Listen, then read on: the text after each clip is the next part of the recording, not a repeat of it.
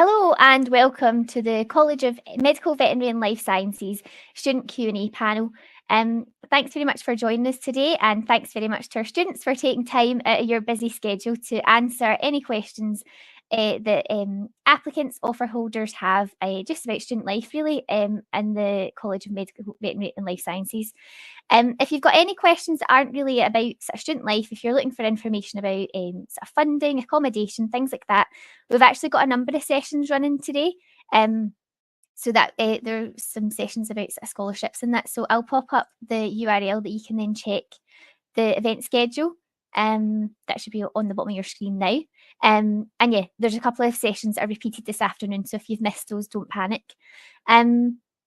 And yeah, and if you've got any questions that are specific about the sort of different master's programmes within our college, you'll find the contact email address for all the administration teams on the website. And the administration teams are brilliant, and they'll really do their best to help you with any questions they've got. So let's get started. I'm going to just ask our panel to introduce themselves. So if you could tell us your name, what you're studying, and maybe where you're from. Jan, would you like to kick off? Hi everyone, I'm Yan. I'm from Malaysia and currently I'm doing Master in Research Biomedical Science. Perfect. Toby? Hi everyone, I'm Toby. I'm from Nigeria. I'm taking a Master of Public Health with specialism in data science. And Aniri? Hi everyone, good morning. I come from India and my name is Aniri, and one of the panel member here is doing the same course as me. So yes, I'm doing Masters of Public Health. Perfect. Now we're all friends. And I should say, actually, I'm Naomi and I work within the College of MVLS. So I suppose a good place to start is, why did you choose to study the programme that you're studying? Will we just go our same little order? So Jan, would you like to start? Right. So I did biomedical science since undergrad, and I just like to pursue something similar and find out that what I really want to specialize in. So I came across Master in Research. I know that there's a semester of classes that I can explore. Then there's 2 semesters of research that I can be in the lab. So that's why I chose MRes in biomedical science, and I'm having a lot of fun in the lab right now. Yeah, that would be me. Right, Toby? Yeah, for me, I have a background in pharmacy, and during COVID-19, I learned about the power of data in helping to improve health outcomes. So I was interested in going into data science, and I learned about health data science, and so I wanted to become a health data scientist. And I did research to find schools that offered courses in that line, and UofG was one of them. And yeah, I that's why I'm doing a public health with data science course. Perfect. And Aniri? All right. Initially, what happened was I come from a background of public health nutrition, and I have worked with the Indian Institute of Public Health, which intrigued me more and more towards the field of public health. So I thought, I think I really need to buck up and I need to get a master's done. So I applied abroad, and University of Glasgow was the best platform for this. So hence I am here.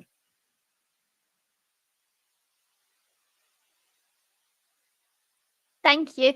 I'm just going to invite Fatima onto the stage. I see that she's joined. So hello. Hi everybody. Good morning. So Fatima, you've not missed much. Would you like to introduce yourself? So your name, where you're from, and what programme you're studying? My name is Fatima Sarfraza. I am from Canada, the Eastern Zone, and I'm in MBLS School of Psychology and Neuroscience in the Master of Science program. Currently, I'm doing a conversion course because I was lacking a thesis. Because I did undergrad in psychology. So to pursue a career in clinical psychology further, I needed to write some thesis and to fulfill and fill up the requirements for the further programs. So it's like that. Perfect. And I suppose that's about your programme. So why did you choose to study at the University of Glasgow? Was it based on the programme that we offered, or was it a couple of things? I think we'll just go back to our starting point. So Jan? Well, first off, getting into University of Glasgow has been a dream since young. Probably because it gives me the vibe of Harry Potter. Then, obviously, I'm looking at the course as well, and it provides a master in research because some other uni provides that have master in research. You do a whole year of research in the lab, but for me, I would just like to get to know about some classes and about some specialties that the biomedical science career can give me. So picking Glasgow Uni is the best choice I have. Perfect. Toby? Yeah, for me, Glasgow Uni was like one of the top choices because it's a Russell Group school. So it was high on my hierarchy when I had the plans to do masters. And when I looked at the course outline and the curriculum, I saw that you had the opportunity to curate your own learning. So you could choose the courses, like there are a lot of optional courses in which you get to choose three that are in line with what you want to do after school. So that was really fascinating to me, and having that opportunity was really, really good for me. So I just went for Glasgow Uni. And we're glad you chose us. Aniri, what about you? Why Glasgow? I really wanted to learn data science, and this was the best option. I got to know that they have the data science course. Also, I'm doing a specialism at the moment, so that is why I chose Master of Public Health with a specialism in data science. Also, I wanted qualitative research as one of the top subjects, so the university does offer both of them. So I was pretty happy with the course. Perfect. That's what we like to hear. Thank you. Fatima, what about you? Why did you decide to choose the University of Glasgow?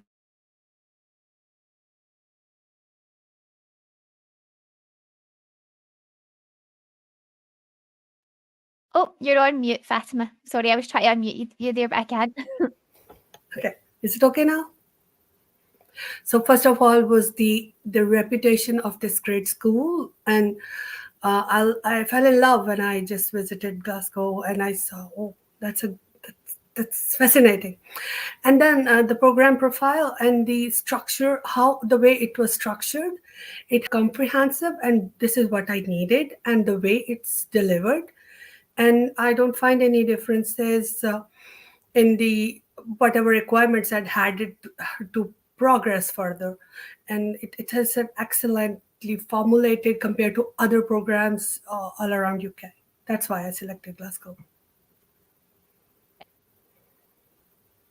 So I'm moving to Glasgow. So if you're not from Glasgow, it's quite a big move to make for anybody moving. So had you visited Glasgow or even Scotland before you started at the University of Glasgow? Again, we'll start back at you, Jan. Right. I did my undergrad in Glasgow actually, so I'm quite familiar with the area. When I first came, the weather shocked me, but the people was super friendly and super welcoming. So actually, I ease in myself quite easily. I've been getting around quite fine, and I've met a lot of friends, regardless is it like local or back home, that came here to study with me as well. So I feel like Glasgow is just what it says. Like people make Glasgow, yeah. Ah, that's good. It's good that you've had that nice experience. Toby, what about you? Had you visited Glasgow or Scotland before? No, I haven't. This coming to Glasgow was my first time in the UK, and yeah, it was a big change.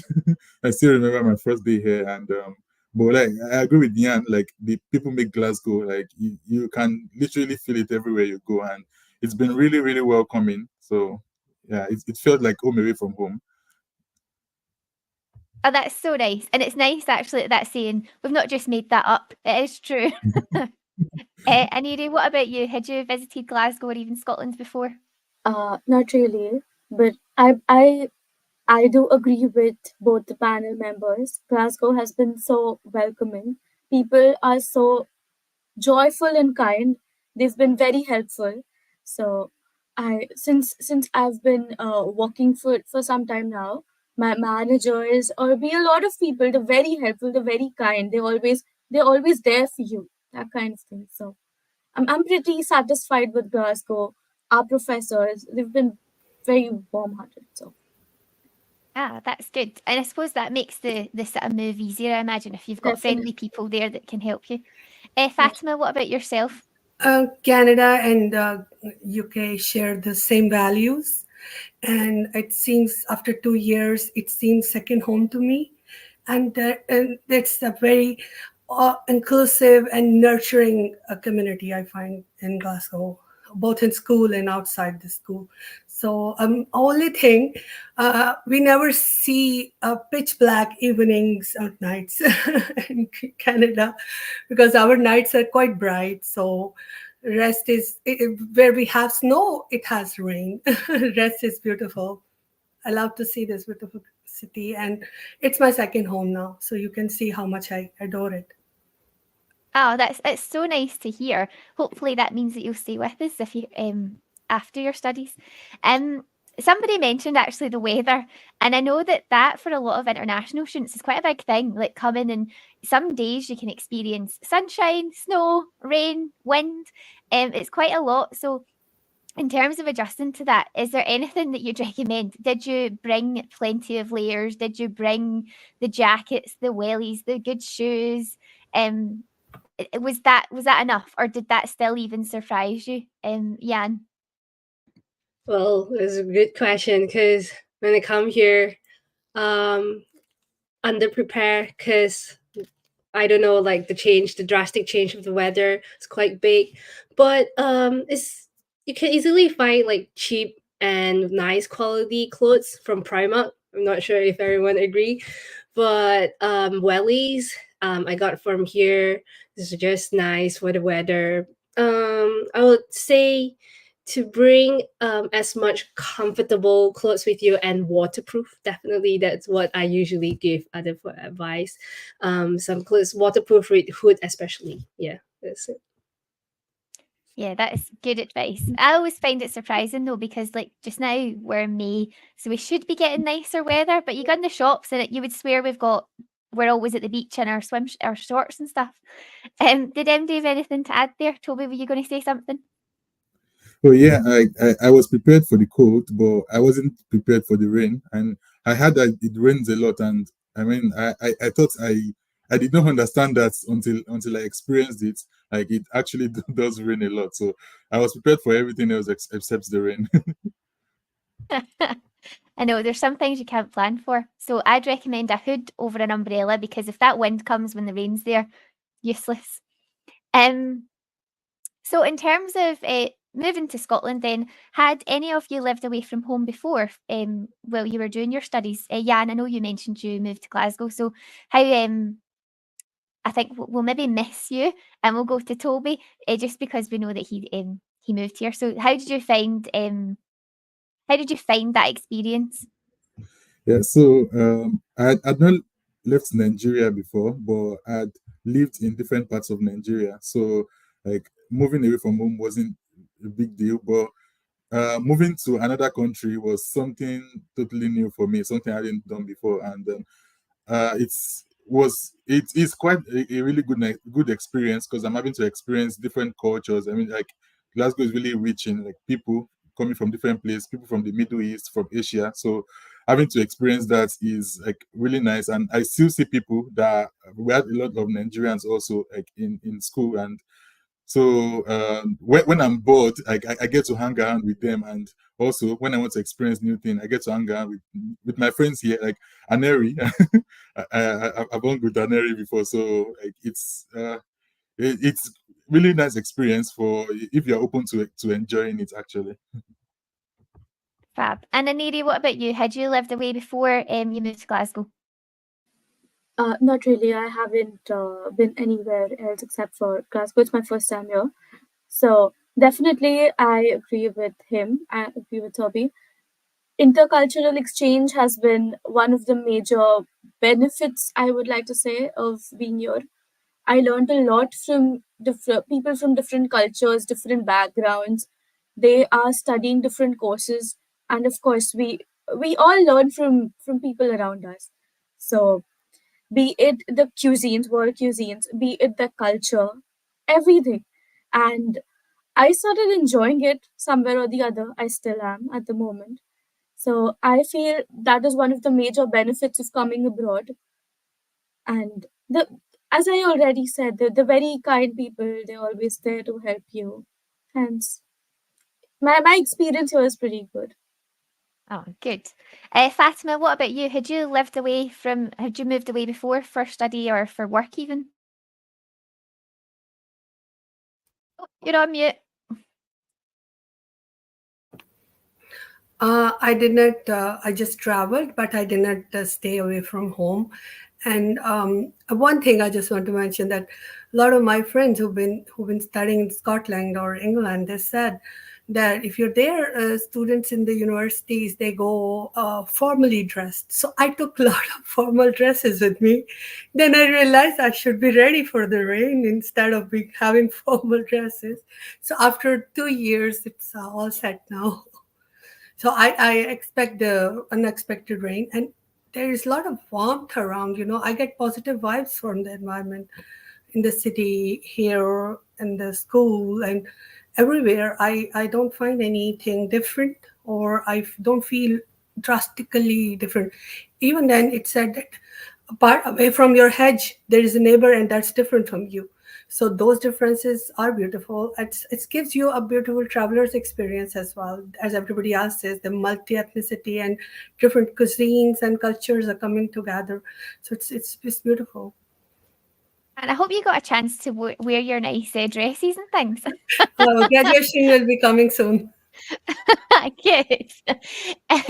So as we know, master's programs can be quite expensive. So did any of you apply for any funding or scholarships or anything? I can see Toby nodding, so we go to you, Toby.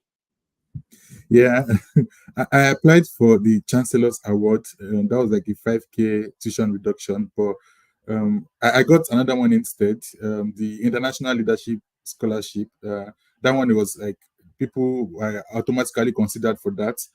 People on first class, so I got that instead. That was like a 10K reduction, so I went for that. But I applied for the Chancellor's Award. Oh, that's amazing that you got something then. So I'm assuming that was such a help then to sort of paying for, part of your studies. Yeah, it was really helpful, like very helpful. Yeah. Aniri, did I see you nodding as well? Did you apply for any funding? Can you tell us about that? Right. I did apply for the very same scholarship as Toby, which was International Leadership Scholarship. And I did get a £10,000 waiver off from my total fees. So it was of great help. Yeah, I can imagine it's a lot of money, isn't it? What about Fatima and Jan? Did either of you apply for any sort of funding or scholarships? I'm just, I know that all of the fundings available at the time I applied was not available for my country. Although I had a distinction in my previous degree, but I didn't get that. Maybe I'm waiting for the alumni discount this year when I apply for my PhD. Yeah. So your 20% alumni discount, definitely don't forget about that. Let me see. I should say, anybody watching, if you've got any questions for any of our panel, please feel free to post them, and we will ask those for you. But in the meantime, I'll just be nosy and ask my questions. So undergraduate study is really different to postgraduate study, and I think that can be a shock for a lot of people starting their masters. How did you find that? Jan, let's hear from you. Was it quite a change, or did you sort of adjust quite easily? I would say it's not much change because I did biomedical science in bachelor, and I'm doing the same thing now. For MRAS, we have the first semester of classes. Actually, that comprises the whole. It's like a summary for your whole bachelor, so you sort of get like a refresher class. Then when you go into your lab, of course, they expect you to know more. But actually, when you have a set of mind of thinking, oh, I actually need to know more, but actually no, they treat you still the same as if like you're a beginner, and giving you and guiding you a lot of help. Especially there's some PhD that be there sharing their experience in actual lab or their work experience. And actually that actually help us ease in, especially for the master in research, because we have half a year of laboratory that we need to work on our project. So I guess with like how the course got structured, it really helps us to ease us in. Oh, that's good then. No surprises. Toby, what about you? How did you find going from undergraduate study to postgraduate study? Yeah, for me, I needed some form of adjustment because I had like a 4 year gap between my undergraduate and postgrad. So I was working as a pharmacist, and when I came to study, like it was, I had to adjust because it was quite a lot, like having to like settle into reading a lot of materials and everything.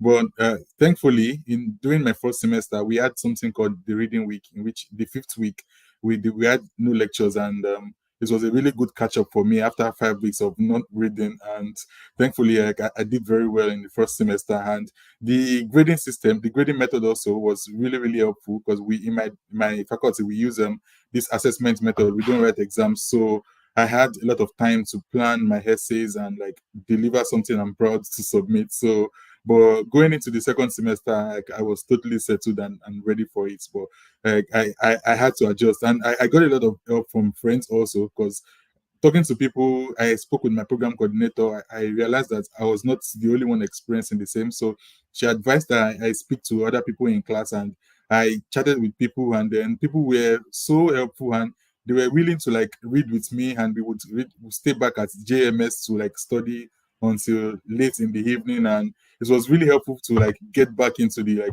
reading spirit and everything. So yeah, I took time to adjust. Yeah, and that reading can build up fast, can't it? Yeah, it does.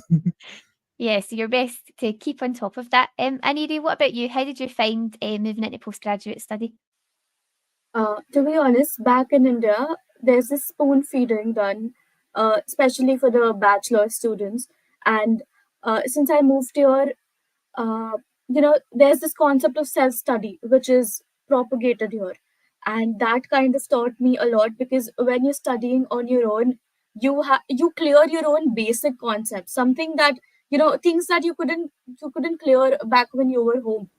So I did that. Also, as Toby already mentioned about our course, that we had assignments throughout. We did not have examinations, so these assignments help you to get a hold of your basics, first of all, and secondly, these assignments in a way will teach you how you can gather information or how you can pave way for further research. So that was done. And thirdly, our professors were always there. They, in a way, they did spoon feed us. I would accept that. So one of our professors, she was there for us. She asked us to meet her. She would like check our essays, and she would say, okay, she would give her opinion on that. So that kind of really helped, because it was our first time doing essay assignments or even critical appraisals. So Yeah. we learned a lot. That's what. No, that's really good. And I think that's a really good point you made there. Like, use the other your fellow classmates, ask for help if you're struggling. Like, don't let it get to a point where it's getting on top of you. Do ask questions, because like that, they're all there to help, and everybody wants to see you doing well. Fatima, what about you? How did you adjust into sort of postgraduate study? Postgraduate studies are very different compared to the undergrad studies. For example, it's more person centered, and the person has to take the responsibility. You have to be very well organized. It's like if you miss something, there is a dominoes effect. And also in here in North America, we don't have that kind of tutoring system. Like from the tutors, they continuously push you. There are formative activities, formative assessments. We don't see it here.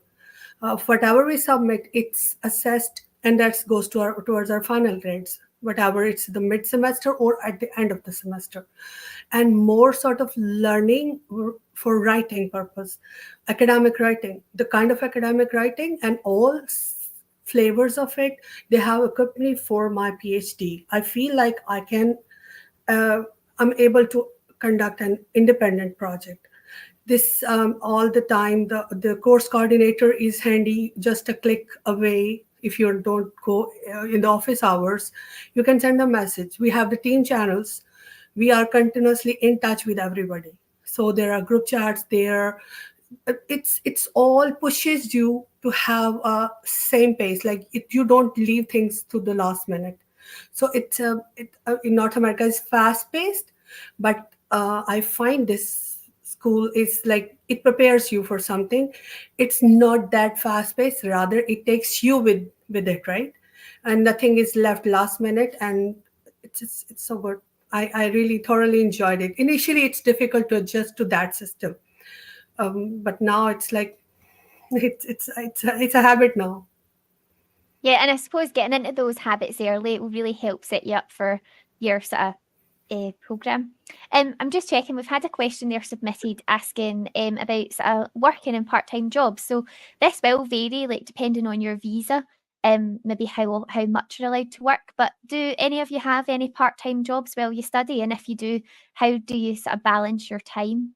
Aneria, you nodding? Is that something that applies to you? Would you like to go for that?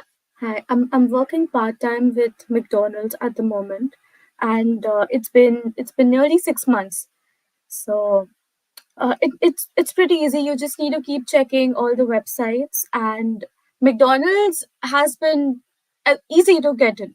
So when it comes to balancing work and studies, it's not a piece of cake. I would just say, but initially it was difficult, but then if you I have a curriculum ready with me. Like, I'll just show you this thing. Like, I kind of keep writing everything. So if you have something like this, like a schedule ready, so that helps you. So you could I just plan it. Like, on this day I have work, and in the morning I have say for example an assignment to complete, or I have say a house viewing on this day, and then I have a shift in the evening. So I just pre-plan. Pre-planning helps a lot. I'm sensing that's key to getting through your masters. Just plan really well and really account for those deadlines that are coming up. Does anybody else have anything to add there about part-time work? Yeah, there's loads of part-time work available, and depending on what you want, there are on-campus ones and out-of-campus. Like the university has like a students portal where they post opportunities available, both in the University of Glasgow and that employers has submitted to them, that they have vetted it and made sure that it's something that students can do and something that students should do. So, like, also based on your visa status, I know international students can only work 20 hours a week, and yeah, and I have a part-time job also.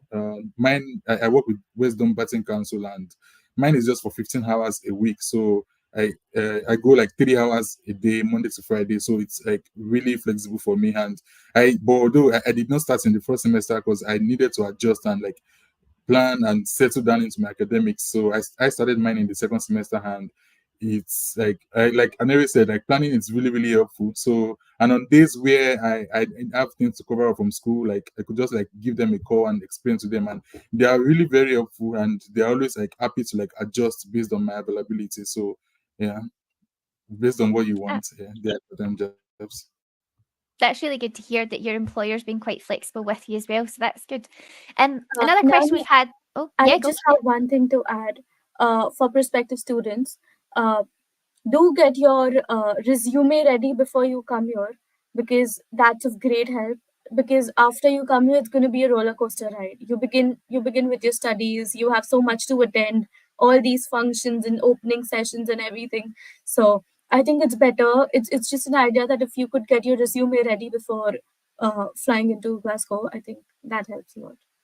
Yeah, that's a really good point, actually, because yeah, once you're here, I imagine it's let's study, let's get that master's sorted. Someone's asked, do you find Glasgow a particularly expensive city to live in? Would anybody like to answer that? I Yeah, would just like to add. I'm sorry, Tavi. I'm sorry. Okay, yeah. Uh, I have been to London at least 4 times now. I have family back there. So I would just like to say, compared to London, I don't think Glasgow is any expensive at all. Definitely, wages do vary when it comes to working in London and here. Even housing does vary, but the quality of housing here in compared to other cities, I think nothing beats that. So I think I would like to say that Glasgow is not as expensive as other cities. Yeah, I was going to say exactly the same thing. Like compared to other cities, like Glasgow is not expensive in the UK. I mean, compared to other cities in the UK, and things are the prices of things don't like fluctuate like compared to back home in Nigeria, where you can't expect things to remain the same. So, um, if you are someone that budgets, I mean, it's something you could like stay on. Like your transport, like I have a bus ticket, monthly bus ticket, like transport, rent, feeding and everything, like you can expect them to like remain the same. Like nothing has changed since my first month here. So, and it's not expensive. Exactly what Aneri said. Thank you. Jan, Fatima, was there anything you'd like to add to that? Or are you quite happy with the answers Yeah. we've had? So, when you first came here, it would be like a habit to keep checking the currency exchange rate. But actually, when you compare it from dollar to dollar, Glasgow is actually quite worth the price of what they're giving. And I agree with Anari that the housing quality here of what you're paying is actually better than anywhere you can get. Um, from like food quality here, Glasgow food is so good. As any a cuisine you want to try, I would say in Scotland, Glasgow would be a very best choice you have. Perfect. Thank you. Fatima, is there anything you wanted to add? Whenever you move from one country to another, even one from a province to other, one state to another, you will find differences. There will be, but what Glasgow offers, my friend is in London, and they have to have. I agree with everybody that their housing cost is so much, their expenditure is so much, and Glasgow offers more for less. So I'm quite satisfied with that. I would recommend people who are coming that they have to make the choice. This is a good one. They can rely on this one. Perfect. And you've also mentioned accommodation there. And I suppose that's another big thing for sort of students to consider. Do you go private accommodation or do you go for university provided accommodation? So would you mind sharing sort of what you decided to go for? Yeah. So I've seen several. So when I first came, I stayed in a private student accommodation. That you have an ensuite bathroom with you is actually quite comfortable for me. But now I have shifted to flat, where you have this whole space yourself. It very much depends on your budget. If you're like comfortable, then you might want to go for flat. But you can also get very nice flat with a very low budget, because some of my friends, they are having super nice flat they're living in. Yeah. Okay. And I suppose that was maybe easier for you to sort of go private if you were already based in Glasgow for your undergraduate. What about the rest of our panel? Are you in university accommodation or are you private? I'm in private. I'm in private flat. So I wanted to stay private like before I came to Glasgow. So I thought like I would be in school and I would be interacting with students in class. So I thought I should probably go private so I could like experience other parts of Glasgow. So I'm not always in contact with students. So I plans to go. But it was quite an hassle like getting, because I had to go see a lot of viewings, like apply a lot on OpenRent and other platforms. So the application and a lot of viewings, and but I eventually did get one within my first month of moving to Glasgow. So but I stay, and I like the comfort. I like that I could be on my own and everything. It's so nice. Yeah. Perfect. Fatima, was there anything you wanted to add? Are you It's this accommodation. It depends on your preferences and your budget. If you're a private person and don't want to share anything with somebody, then you should go for right away for private apartments. But if you are think that you are not comfortable with adjusting to a new environment, this residence is a very good idea. Then you slowly transition to the private life. So it's all about the preference and your budget. Whatever your budget is, you should plan accordingly. Perfect. And in terms of getting about Glasgow, how do you find that? Do you, someone's asking about bike. So do any of you cycle around the city, or is it the bus, the subway? What kind of things do you use? I mostly use the bus, but sometimes use the subway. And yeah, I have friends that cycle and they like it, but yeah, I'm not comfortable with that. But I use the bus, and it's, I mean, the schedule, like, it's pretty comfortable. Like, there are always one going, like, almost every 5 minutes. Where I stay, you can get something, so it's really good. And I use the subway sometimes when I'm trying to, like, hurry, because it's faster than the bus. And so I use the public transport. Jan, were you going to say something there? Yeah, because I stay in city center, so I take the subway every day, and you actually get you can get a month pass or a 10-week pass. It's actually quite worth the price, considering you can get on and off the subway as many times as you want. During the summer, I take the bike because for uni student, that actually give you an hour or like 30 minutes of free ride, and you can keep go around the city or even to uni. It's called the Next Bike Glasgow if you want to check that out. Yeah. Perfect. Toby, I don't know if you mind answering this question. Someone's asked, when you were talking about your accommodation, they were asking where you stayed while you were trying to find accommodation. Is that something you'd like to share? Yeah, okay. So while I was still in Nigeria, I found someone in Glasgow Caledonian University who was looking for. So he had someone that he wanted to come and stay with him, and but the person's admission did not fall through. So the person asked if I would be open to staying with him, and I just said, I jumped on it. So I said yes. So I was staying with a friend for a month, like, before I got mine. Perfect, thank you. I can just see someone's asking there a question just about their offer and paying deposits. So actually, if you go into the admissions website, I'll actually pop the URL up. There is an option to apply for a deposit extension. So I'll find the link. Sorry.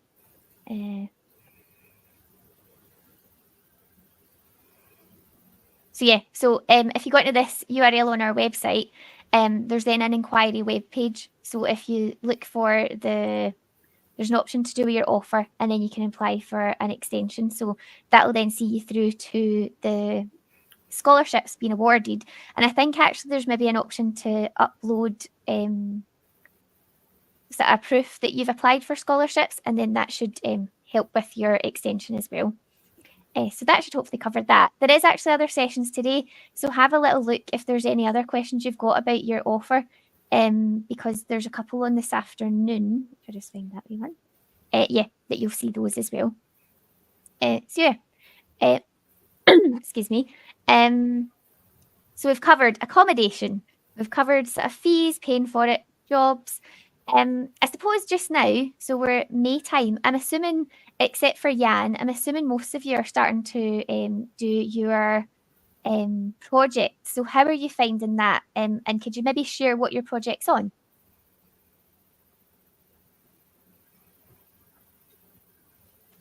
All right.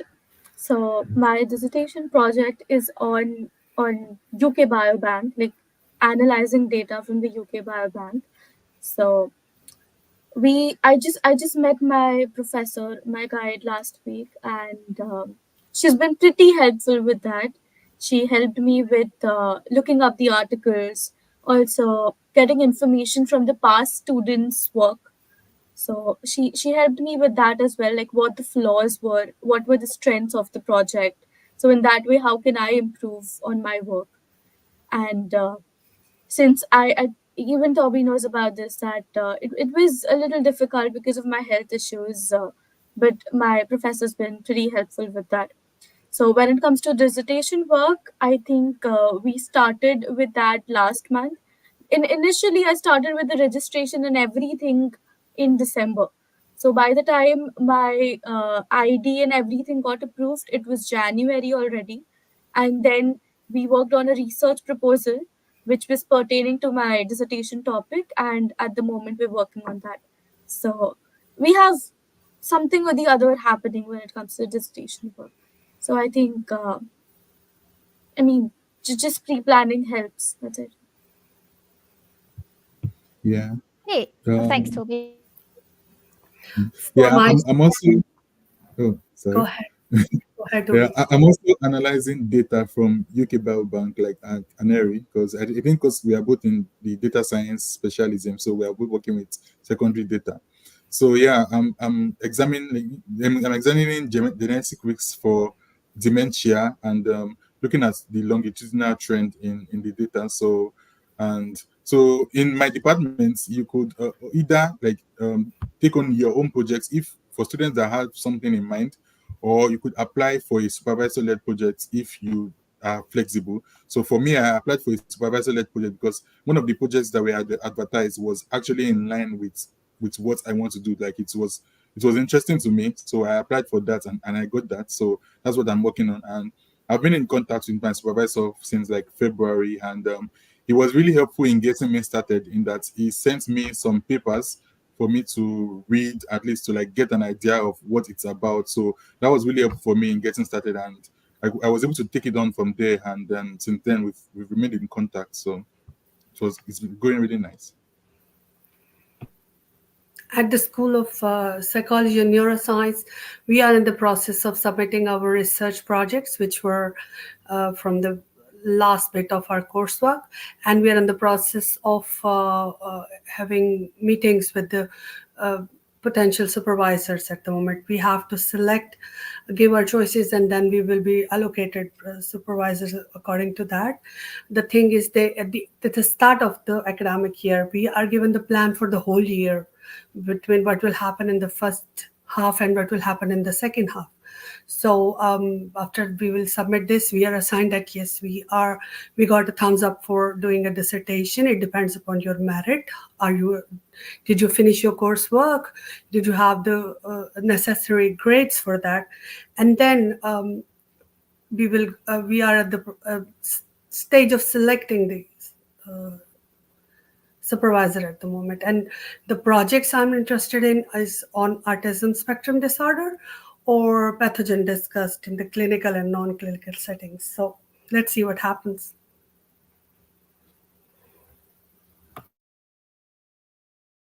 Yeah, and what about yourself? Right. So we were given a list of the projects along with the location, if it's like a wet laboratory or a dry lab. So instead of wet lab, you get into the laboratory itself and do experiments. And if it's a dry lab, you do data analysis or bioinformatics, or you can have a mix of both. So, and all of these projects comes from different school because biomedical science comprises of a variety of courses. We can get this project from neurosciences, this project from immunology, and also I'm currently doing something biochemistry and immunology for 6 months.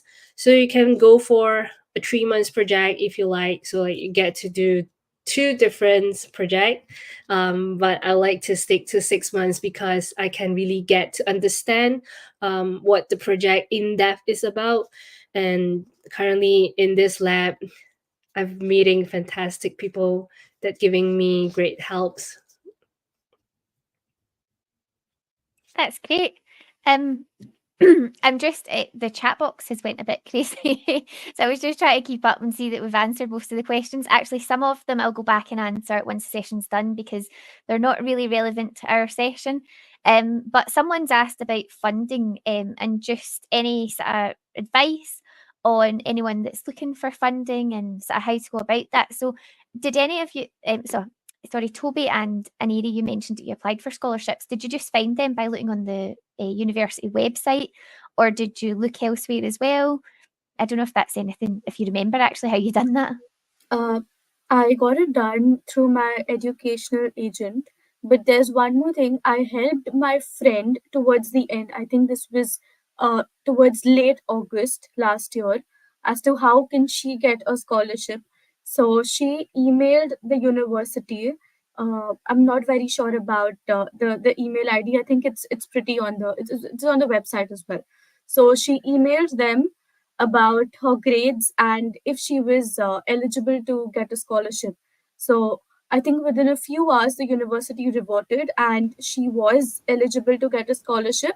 And they did help her with the very same leadership scholarship. I just want to add to the discussion that I know one thing for sure, slightly before the admission processes start, when you go for the program selection, there is fees and funding links along with the requirements. If you click on that little bit more earlier than your actual admission, you can apply with your admission application for the fundings because they are decided based on your like on credentials, and you can have if you have inquiries, there are chatbots for that. You can ask them, you can send them email, and they're quite quick in that one. So if you're planning, so plan ahead, not after you get the admission, because all the procedures are done before that.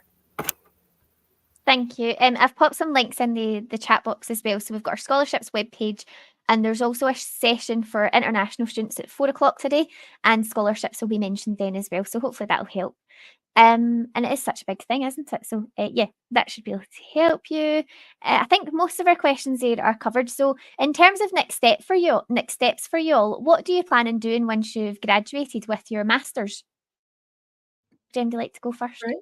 For me, I'm still torn between doing a PhD and into a job and getting a job, because I've always wanted to do a PhD, but I feel like I still want to get some working experience before getting into PhD. So I'm applying for jobs right now. I would say apply early because there's graduate programs opening now, and just grab your chance. And the uni has a career department that can help you. So I've attended a lot of CV writing and interview. So they have some one-to-one session that actually help you tailor your CV, as well as having a mock interview with you. So if you ever join Glasgow Uni, check that out. Yeah, for me, I'm working, so like I've made up my mind to do that. So I want to become a health data scientist, and that is what I will be doing. So start applying for now. Like I have an internship starting July August with HDR UK, and that's going to be like a launch for me into the industry, and that's what I'm going to do after. Although I'm also going to like start PhD, but I'm considering doing it part time because I want to get a PhD also. But if you are in school and you are in doubt, like you could always book a session with the careers team. Like they are usually very open to helping you navigate, helping you think and plan your career. So like I did book a section with them and it was really helpful. So yeah. What about you, Aniri? I plan the same as Toby. I am currently volunteering with this Newman Holiday Trust. So I'll be traveling since my background is public health. So I thought of volunteering. Maybe it could add like a feather to my resume. So I thought of taking that up for the summers. And after I return, I think I'll be working for a year or two, and then I'll probably apply for my PhD after I get like more experience with data science. What about yourself?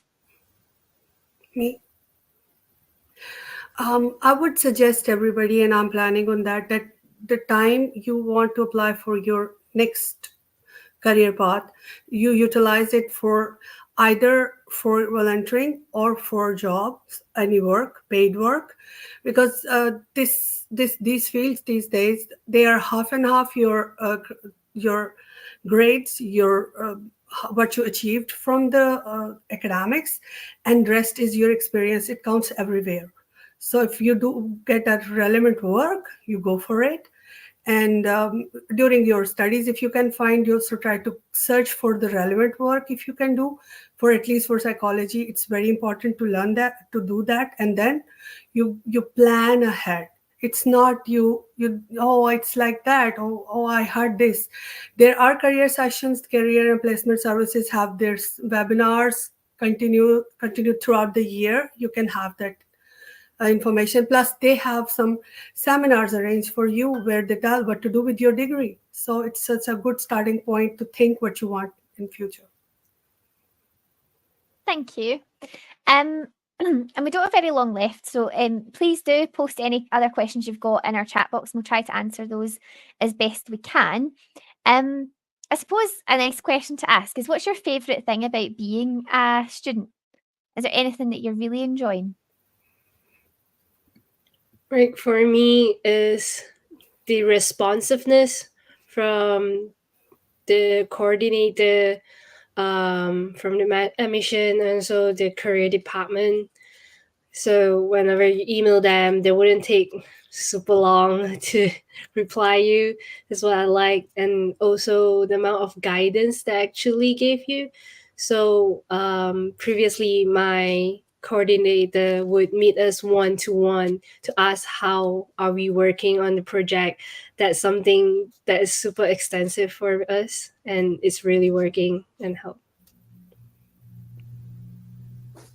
Yeah, like for me also, like the guidance is something like really really helpful.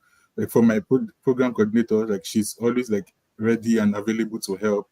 I mean, for literally almost anything. Like even when you need to like network and meet with other people, like you could always like she's always really helpful to like make this introduction to other people and things. So having like there are a lot of guidance, a lot of resources, like even things that I did not know like are available. Like if I'm thinking of anything, I just write to her and then she just like points me in the right direction. And there's always like an answer for whatever I'm facing. So the guidance is always there and always helpful.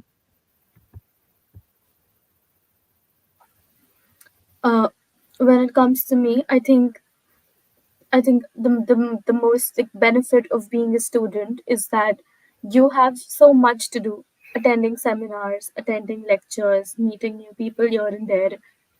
Sometimes they also plan for trips here and there.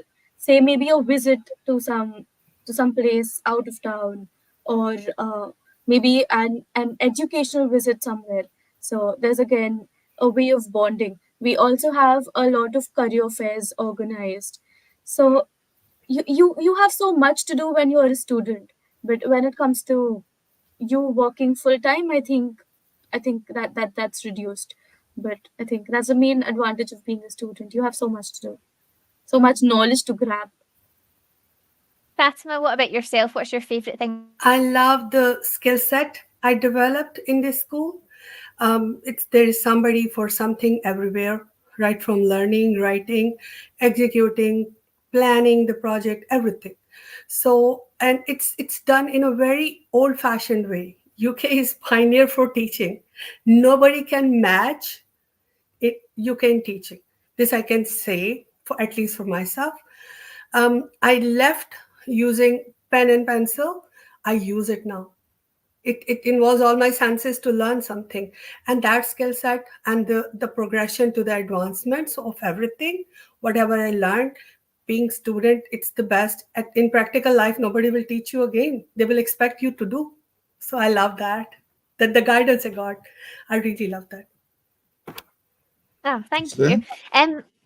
Sorry, were you going to add something there, Toby? yeah, I was going to say that I don't know if this counts, but student discounts is also really helpful. I mean, it's like there's always like student discount for anything, like for shows, groceries. So like that's really helpful too. I really miss that.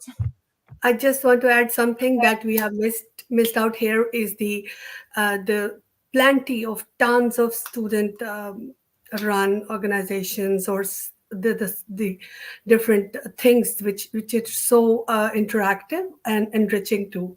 Like you can have whatever your choice is, you have that something for that. I love that one too. Yeah, that's actually a really good point, actually. And something we've not really touched on is all our different student societies. There's one for everything. I just am always surprised when you hear the different ones. Have any of you joined any of the societies at all? Oh, lots of nodding. I would just say to say I am a diehard Harry Potter fan, and that is one of the main, that's the major reasons I am at the University of Glasgow. The structure matches everything, like most of the things you've seen in the movie. So it's dreamy. That's it. And I am a part of the Harry Potter club. So we have one of that. It's just for fun, but it's fun. Like yeah, that's it. So I'm part of that. We also have the Masters of Public Health, the Public Health Society. So I think Toby is a part of that. So I think he'd be able to help out better with that. But to add that we all need a little magic, and that Hogwarts feeling is great. And also, there are peer well-being support and the peer well-being support for the mental health and also for the studies, and that's remarkable. I love that part. Yeah. Toby, Like Jan, yeah. I'm also part of the Nigerian Student Society. Like apart from like we have the Public Health Society, but I'm also part of the Nigerian Student Society, and I'm even the secretary of the association. So, and we get to host things like get-togethers, hangouts, educational programs. So it's really nice. Yeah, for me, I agree with everyone that the society here is it's just like you can have anything you want if you want to join them. I joined like a hand language society that actually teach you how to do this. And also I'm in the Malaysian society. So actually if you're looking for friends back home and you feel like joining, you can actually join them. And it's not only for Malaysians, for the Malaysian society. We have like some from any Asia countries, and also local actually join our activities as well. So you can meet as many different people as you like. I just want to add that students have voice at Glasgow. We have voice. We have opportunities. What else we can ask for? I think that's such a nice note to end on. And I will say there's people asking about different clubs in the comments. There's a club for everything and anything. And if there's not, start your own, because there'll be someone that shares that same interest as you. So yeah, so I'd like to just say thanks so much to our panel. I know that you are all very busy with your studies, so thanks for taking time out of your day. And thanks to everyone that's joined and asked questions. Like I said, if there's anything that we've not had a chance to cover off, there is more sessions happening today, and you'll find those on our website with all the links. And yeah, if you've got any questions about the programme that you're applying for, do get in touch with the administration teams because they're brilliant. They'll do their best to help you. And yeah, and I think on that note, just thanks everybody, and we hope to see you all starting in September. So thank you. Goodbye. See ya.